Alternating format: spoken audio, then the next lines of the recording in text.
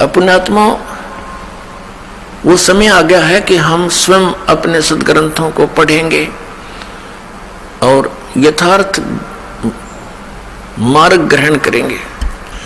अब प्रसंग चल रहा है कि हमारे वो पवित्र सदग्रंथ जो हमें सहयोग में लेने पड़ेंगे वो कौन कौन से हैं जिनको आधार बनाना पड़ेगा।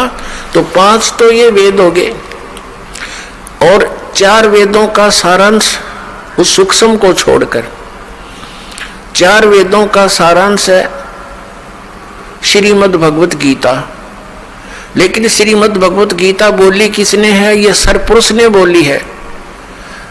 श्रीमद् भगवत गीता अध्याय नंबर 15 के श्लोक नंबर 16 में 3 पुरुष है, 16 और 17 में 3 पुरुषों की जानकारी है। पुरुष माने प्रभु, स्वामी, एक सरपुरुष, एक अक्षर पुरुष।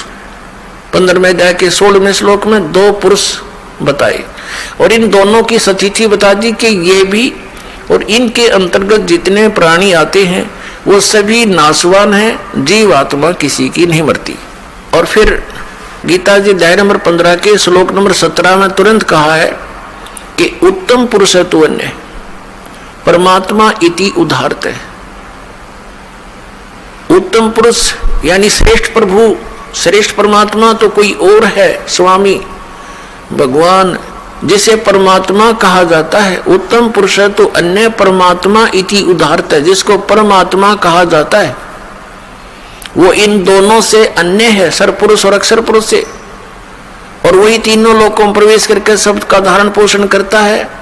जैसे 15वें अध्याय के गीता जी के मंत्र 1 में और 2 और 3, 4 में गीता जी अध्याय नंबर 15 के श्लोक 1, 2, 3, 4 में प्रमाण दिया है कि उल्टा लटका हुआ संसार रूपी वृक्ष है, जिसकी ऊपर को जड़ है वो तो परम अक्षर ब्रह्म समझो, आदि पुरुष परमेश्वर, और नीचे तीनों गुण रूपी शाखा है। और जो संत इसके पूरे विभाग बता देगा सवेदविद वो तत्वदर्शी संत है। तो परमेश्वर स्वयं आए थे वो सूक्ष्म ज्ञान प्रदान करने के लिए, सूक्ष्म वेद प्रदान करने के लिए, और वो ऐसा प्रत्येक युग में करते हैं। यही वेदों में प्रमाण है कि परमात्मा ऐसी लीला करता है।